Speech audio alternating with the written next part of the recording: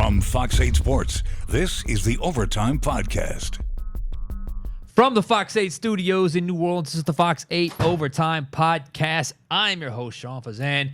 I have no one riding shotgun with me today. Andre Johnson Jr. is out. He had a little bit of an issue that he had to deal with. So it is just yours truly riding solo today on the Fox 8 Overtime Podcast. Before we get into tonight's content, be sure to like, share, rate, review. If you are watching us on YouTube, hit that subscribe button. Get the bell notification for when we drop that fire content. And today, also, hello to the Gulf Coast Sports and Entertainment Network. And today is Friday. Again, a little different setting here for me. Normally got my guy with me, and we're going back and forth talking with our talking points and kind of having a little conversation. But today, you're just going to have to deal with me solo.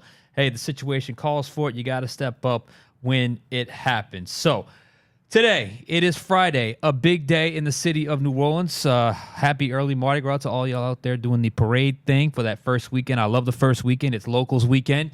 You get out there, whether you're on the North Shore, Metairie, in the city, wherever, Homa, wherever the parades are. Hope you're having a good time out there tonight and the entire weekend. So this was always my favorite weekend as a kid and a teenager, and even past the teenage years when that first weekend of Mardi Gras comes to the metro area. So have fun, be safe, have a blast. It's also a busy Friday when it comes to your New Orleans Saints.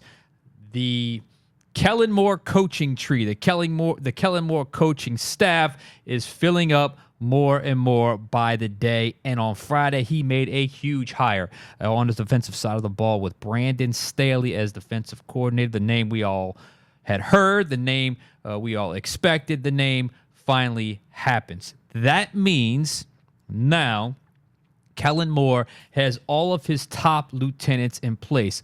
All of his coordinators are now in place, and basically his entire offensive staff is in place. Doug Nussmeier on offense, and obviously he has the rest of his offensive staff. You talk about Tolson, Joel Thomas, Keith Williams, Brendan Nugent, Chase Hazlitt. I think that's all the major assistants. Now you'll have to, you gotta have the assistants of the assistants just when you get down into the depth of the coaching staff. But offensively, it looks like they're pretty set.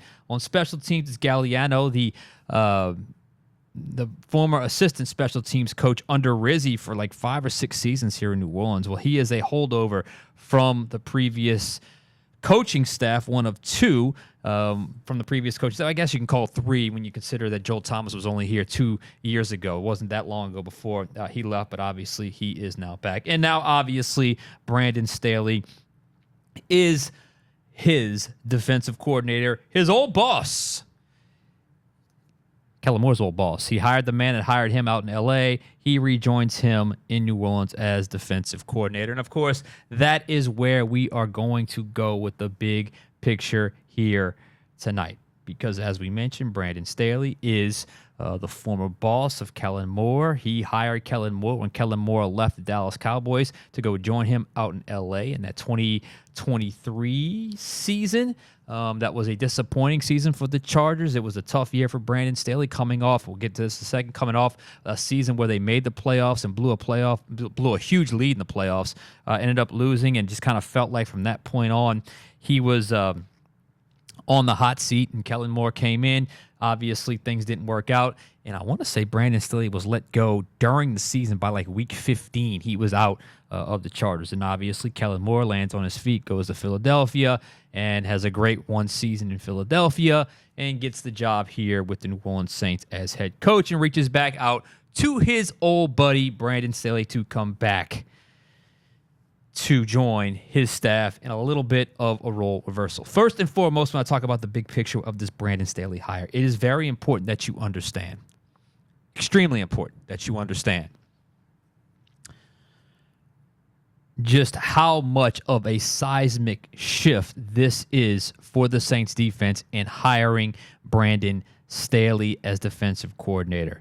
Allow me to explain. First and foremost, Brandon Staley, at his core, is a Vic Fangio guy. Vic Fangio is a guy that's beloved down here in New Orleans, obviously. He was the godfather of the Dome Patrol. But Vic Fangio is one of the premier defensive minds in all of football. He is the ultimate high-end defensive coordinator. Didn't have quite the success as a head coach, but constantly evolving, but constantly stays true to certain principles. And when you are a Vic Fangio guy, as Brandon Staley is, without a doubt, they were together in Chicago when Fangio was the defensive coordinator there, and he was with him in Denver when I believe Fangio was the head coach with the Broncos. And Staley runs his defense just like Fangio does his, which means, say it with me, 3-4, 3-4, 3-4. That is a total shift. If you're watching this podcast, you understand the 3-4 and the 4-3, the two different styles of defenses, but you also understand just how different it is to go from a 3-4 defense from a 4-3 defense to a 3-4 defense. And the Saints have been locked into 4-3 defenses for the last decade, locked into it not just schematically, but also personnel-wise and the types of prototypes they go for at certain positions and how it has impacted the way they draft, the way they scout, the way they do a lot of things. So to have this role reversal, to go to a 3-4, is a huge shift in defensive philosophy, and it's going to filter into all segments of really the operation when you talk about what the Saints inevitably have to do to run this system. And not to get too X's and O's on you, but here I am going to get X's and O's on you. If you're watching this podcast, as I repeatedly say, because I know you are football people in search for football knowledge here, you are going to hear the term. This is another Vic Fangio sort of it's a Vic Fangio characteristic. You're going to hear the term cover 6 a lot. Cover 6, not cover 1, not cover 2, not cover 3, not cover 4, cover 6. It is a version of the quarter, half defensive scheme, which is basically a split field coverage where one half of the field is cover 2, the other half of the field is cover 4. Very modern coverage to counter very modern passing concepts. It is a very good defense against passing concepts, as we saw in the Super Bowl and as we saw the entirety of the playoffs this year, wherever Vic Fangio goes. But you do get a little light in the run game. You give up a little bit in the run game to attack this way when you talk about from a coverage standpoint. Staley's preference is also a too-high safety guy. Fangio's the same way. They love the too-high safety because obviously it gives you an extra man when you talk about in pass coverage. And with today's NFL, although we might start seeing a little bit of a shift back to the run-style offenses, in today's NFL, having the extra man in pass coverage is obviously to your advantage when it comes to numbers. Less vulnerable on the back end, but if you're less vulnerable on the back end, you might be a little more vulnerable on the front end when you talk about light boxes and being light where you don't drop the extra guy. You can always drop the extra guy if you want to, but in principle, this is generally where Brandon Staley likes to live. But, let me just say, while this news is exciting about Brandon Staley and the seismic shift, because I'm sure a lot of you are like all of us, you want some drastic changes in this organization, kind of the same way of doing things, the same way of attacking things, the same sort of philosophies and a lot of things. Well, that's great if you're winning, but when you're not winning in 4 straight seasons without winning, without getting to the playoffs and coming off a 5-12 season is certainly not winning. You want to see some big-time changes. This obviously represents a huge change, a big change when it comes to, obviously, the hiring of Brandon Staley. But with big changes is going to inevitably bring big questions. The biggest question or questions will be personnel. I just talked about it. Your pass rushers in the 3-4 defense obviously are your stand-up outside linebackers. The prototype, while you don't have to be married to this prototype in this 3-4 system, if you generally look at the 3-4 outside linebacker pass rushers, they are in the 6'3", 6'4" range. There are some exceptions to this rule, but the Saints have been married. If there is one position, they have been married to a prototype where they have stayed so committed to it that it's actually, in my opinion, cost them when it comes to the blinders that you have on when it comes to certain players do not measure up to this prototype, but they have been married to the 6'5", 6'6", 260 and up defensive ends that they believe can obviously stop the run first and still get after the passer with more power and a little less speed. And as I mentioned, there are some 3-4 outside linebackers that can do both, that can be that 6'5", 250, 260-pound guy that all of a sudden could stand up and play the outside, still have enough quickness to play the outside. But for the most part, 3-4 stand-up outside edge pass rushers generally fall in that 6'3", 6'4 range. I believe Ricky Jackson, the godfather of the Dome Patrol, the Hall of Famer in the Dome Patrol, was like, no, it's not a different era. Make no mistake, a different era. But I think he played at like 6'2", 230. I mean, and there are some lighter pass rushers that do that. I know T.J. Watt at 6'4", 250. He's probably right at the exact sort of prototype for that. Maybe even a little bit on the heavier end for that 3-4 outside linebacker. Micah Parsons is 6'3", about 240, 250 in that range. So not quite as big, not quite as large as your 4-3 defensive ends. At least the type of 4-3 defensive ends the Saints have clearly targeted, coveted, and valued after years of drafting that position. When you go from, the Marcus Davenports to the Peyton Turners to the Isaiah Foskey's, being married to that prototype has not worked out to them for them. So how much does the prototype flip? And there are other questions. Who currently on this roster or on this defense that has clearly been geared towards a 4-3, who currently on this roster will be able to make that adjustment, and who could sort of flourish the most with the change or benefit the most with the change? Are there any players on the roster that could potentially do that? Because it totally flips the job assignment and sort of what you've been expected to do for the previous, however many years you've been within this defense, especially with this defense for the Saints. So let's talk about some of those players. Are there any players currently on the roster that could just stand up and play outside after years of playing hand in the dirt defensive end? Can Carl Granderson be that guy? He would be the one I would probably have the highest confidence in, just because he's played heavy, he's played light. They asked him to put a lot of weight on, and he put a ton of weight on when he got here. But can he shed some if he wants to get a little bit quicker? He would be the one I have the most confidence in. There's chatter out there that this could help Isaiah Foskey, but he's another one, 6'6", 260 type guy. My numbers might be a little bit off, but that's generally where 6'5", 6'6". I hope so with Foskey, because he has not been able to do anything in the 2 years he's been with the Saints.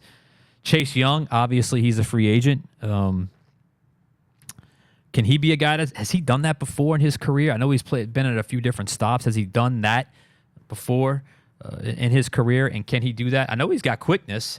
I know he's got a good first step.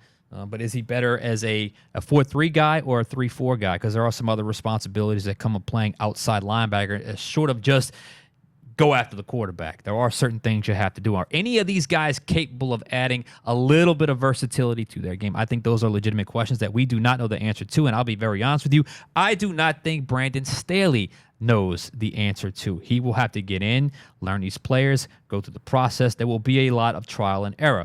The one player, as crazy as this sounds, I don't know what his future is going to look like, and we'll do a separate pod on him next week most likely. Cam Jordan came into the NFL as a 3-4 defensive end. So I think what he would be asked to do in this system, I don't know if he would necessarily be a stand-up edge pass rushing guy, but he could be a 2-gapping, 5-technique, 3-4 end, which is what a lot of those defensive linemen in 3-4 defenses have to do. You basically have to 2-gap and eat up a lot of blocks in order for your linebackers to flourish. And you also have to be a 2-gapper because you're light in the box. So you're down a guy most of the time to stop the run. You need those guys that can really 2-gap with effectiveness. I know there's a term out there when it comes to Brandon Staley's defense. Just doing my research on him, it's a 1.5 gap, not 1 gapping, not 2 gapping, 1.5. I guess some sort of mixture of the two. Sounds to me that's what he ran. That's what he called it when he was the Rams defensive coordinator in 2020 when he had the number one defense in points allowed and yards allowed. But let's be honest, that Rams defense had Aaron Donald, the best defensive player for like a decade in the NFL. And I just don't know. I don't. There's no just don't know. I don't know. We all know that the Saints do not have those players on the roster, at least currently. Plus, and this is a big one. This is one I talked to Bobby Aber about. Obviously, Bobby Aber would know a lot about this. He knows Vic Fangio, who obviously Brandon Staley is one of his proteges. But also, he played with the Saints in the Dome Patrol days, and so he knows all about that 3-4. And that is, you need that big nose tackle, whether you do that, straight up over the center, or maybe shade the center, whatever the case may be. You need a huge 335-pound defensive tackle that can eat up blocks in the middle of the field. To hear Bobby say it, he swears by this. He will always tell you the reason why the Dome Patrol was so good was because of Jim Wilkes. Jim Wilkes was their nose tackle that lined up over the center, did so much dirty work and allowed those linebackers to flourish. Jim Wilkes is a throwback name. I understand that. But is there a player currently on the roster that can be that? Is it Nathan Shepard? Is it Brian Brzee? Brian Brzee is great at rushing the passer as a defensive tackle, but can he be a two-gap and run-stopping type player in a 3-4 scheme? I think that's a legitimate question to ask. Colin Saunders, is he even here next year? I think that's a legitimate question to ask as well. So I'm painting a picture here of the excitement and the embracing of the defensive shift in mindset and philosophy, while also painting the picture of this could take a while. This could require some patience. This could require some getting to know what I have and what I don't have. Your Brandon Staley. This also is going to depend heavily on who his assistants are going to be, and I would imagine that he's going to bring some guys in, with Kellen Moore's blessing that will certainly allow him to do just that, which is coach his guys up, see what guys can adapt, see what guys cannot, see where they have to go find players that better fit the system, see what players are a little more malleable and can play 4-3 or 3-4. Should also be mentioned there are times where Brandon Staley has played four-man fronts. Is that something that he does and maybe phases in the 3-4? I don't know. But I do think this certainly represents a complete flip, a complete different way of thinking. From what I've been understanding, when it comes to the Brandon Staley defense, when it comes to pass coverage, I already mentioned cover 6, which is obviously a staple of the Vic Fangio defense. He's also a pattern match guy, so not really a true zone, not really a true man, but more of a pattern match where you pick up players after the routes develop. It's a very common way of doing things in the NFL. So that's not overly crazy or overly complicated or overly unique. Almost everybody's doing it nowadays, but nonetheless, that certainly feels like that's what he's going to bring to the table. And let's be honest, under Dennis Allen, it was a lot of two-man and it was a lot of press-man when it came to the type of pass coverages that he preferred to run with his defense. Which brings me, let me stop there. The personnel fits, in case you haven't figured it out, the personnel fits are going to be a work in progress. And it may take more than just one season to get all the pieces Staley needs. Does he need more pieces? Can he change the pieces he already has? Can he coach those guys up, get them to change their mindset? Those are all things that will take time to develop and certainly find out. Which brings me to my next point. I alluded to it earlier. I keep checking the clock here because I'm usually going back and forth with Andre, but we got a little bit of a time limit here. But I mentioned Brandon Staley's tenure as a head coach when it came to the LA Chargers. Were they in San Diego at that point? I don't know. I know at some point it was definitely LA. I don't know if they overlap with San Diego at all. But his tenure as head coach of the LA Chargers is generally viewed as a colossal failure. It's generally viewed as just underachieved. But man, when you really look at what he actually did, I don't think he was nearly as awful as a head coach as sort of the reputation he's gotten for being a head coach. He went 9-8 his first year, missed the playoffs. I don't know if y'all remember that game in the 2021 season. It was a phenomenal Sunday night game. It was the last game of the regular season. It was The Chargers versus the Raiders, who had Derek Carr as their quarterback. It was a fantastic game. They went for a bunch of fourth downs. Justin Herbert was kind of his, all right, this guy's going to be a guy for the next decade. And then, obviously, Derek Carr, there was some questionable decisions in that game, and obviously Derek Carr was able to win that game in overtime by driving them down, kicking the game-winning field goal. I believe it went back and forth. Both teams kicked field goals in overtime, and it was Derek Carr that let them down when they got the ball back after the second field goal and was able to kick one in to go to the playoffs, and that was obviously Derek Carr's lone appearance in the playoffs. Following season, Chargers got to the playoffs. A lot of hype around that team going into the following season. They got into the playoffs. They went 10-7, but if you recall, they blew that 27-point lead to Jacksonville and Trevor Lawrence's only victory as in the playoffs. And then in 2023, things went a little sideways. And as I mentioned, I believe he was fired before the season ended. I could be wrong on that. But all in all, if you really look at it, 2 winning seasons out of 3, 1 playoff appearance, 24-24 record. Why do I bring this up? Well, I bring this up because I would bet at 42 years old, I believe that's his age right now, Brandon Staley is probably hoping to get another crack at a head coaching opportunity. A lot of people are going to characterize him as a guy that, is a great coordinator but not so great as a coach. I don't think he was an utter failure as a head coach. But obviously, right now, this is where his resume and skill set is going to get him best as defensive coordinator. But I would not be shocked if he's got ambitions to getting that second opportunity and maybe learning from that first opportunity, which could end up being a win-win for the Saints and obviously Staley, because the only way Staley would ever even come close to another head coaching opportunity, and it may never come regardless of how good he does, but the only way he even comes close is if he has a top 5 defense. And obviously, if he has a top 5 defense, that would be with the New Orleans Saints, and the Saints would obviously benefit from that. So just another thing to keep in mind when you talk about Brandon Staley. But all in all, in my opinion, I love the hire. It's a great hire, but it is a total shift in defensive philosophy, which could have an impact. It will have an impact on prototype, how they want to draft. Scouts have to sort of recalibrate some thinking when it comes to certain things, something that I'm quite sure they've already got going, because this has been in the works for a couple of weeks now when it came to Brandon Staley and the potential of him joining the Saints defense. So how quickly current players adjust to the new scheme, or how quickly they can add new pieces that fit the scheme and truly can flourish quickly, will determine just how much or just how quickly they will have success on defense. But don't be shocked if it takes him some time. And this is a big shift in philosophy, and not everyone's going to be. Some of your favorite defensive players are not going to be fits in this new scheme. We'll see who that is. So with Staley, this now means Kellen Moore has all of his guys in place. Doug Nussmeier, Staley, Phil Galliano. Staying in-house for Galliano was certainly interesting. This is another interesting thing as we kind of close things out here. Nussmeier and Kellen Moore. This is an interesting dynamic.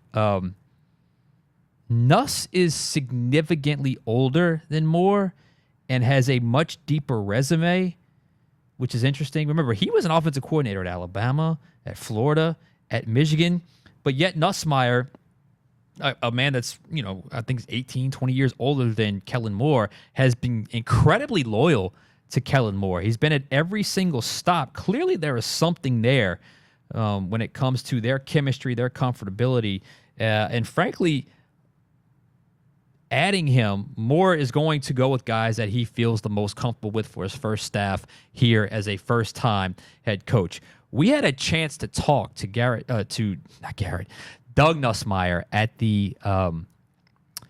the Super Bowl opening night, and I don't think we had a chance to play a lot of this because we had so much going on. But he was able to touch on his connection to New Orleans, Garrett Nussmeier, Kellen Moore. So I wanted to play that right now, just so you get a feel for the Saints' new offensive coordinator, who will not be calling plays, but has remained incredibly loyal to Kellen Moore. He touched on a lot of topics. Check it out. He's incredibly smart. Sees the game through different different viewpoints, understands where he wants to go with things. He's an exceptional coach. Well, you know what? I think the biggest thing is, he's grown up around the game. So he's seen how the game works at the level he's playing at. To get the opportunity to play at a place like LSU, to play at a program like that. And I know his focus isn't on the Heisman. His focus is on being the best player he can be, to help LSU be the best team that they can be. And obviously, he's going to get an opportunity to play with a lot of great players. So excited about their season and their opportunity. Thank you very much.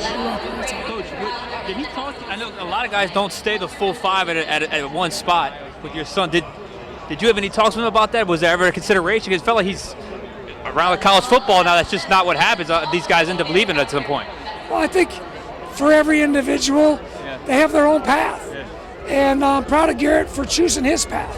And it may not be the same as somebody else's path, but, I think you got to take time. You got to reflect. You got to believe in your faith. You got to believe in yourself. And, obviously there was times where he could have said, hey, I think it's better for me to go pursue another opportunity. But as he said, his heart, his faith told him that LSU is the right place. And, I'm just proud of him for making a tough decision and sticking to what he believed in and living his dream. So there you have it. Nussmeier excited to join. At that point, didn't know he was coming here, although I think he probably had a little bit of an idea that he would be joining the Saints staff under Kellen Moore. And now he's back home and, close to his son. His wife's from here. A lot of things going when it comes to Doug Nussmeier. So Staley, Nussmeier, your offensive and defensive coordinators are now set. The Kellen Moore coaching staff is coming together nicely. All right, that's going to do it for me. Andre Johnson Jr. is not here. Thank you for bearing with me solo today. But for Andre Johnson Jr., he'll be here next time. I am Sean Fazende. We'll catch you guys next time on Overtime.